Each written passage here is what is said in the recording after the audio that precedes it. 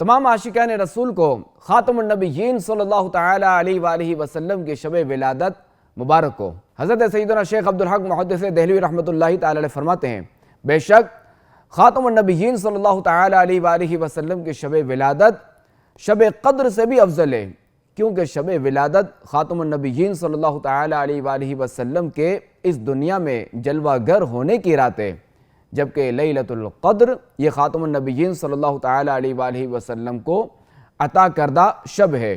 تو جو رات ظہور ذات سرور کائنات کی وجہ سے مشرف ہو، وہ اس رات سے زیادہ شرف و عزت والی ہے کہ جو ملائکہ کے نزول کی بنا پر مشرف ہے۔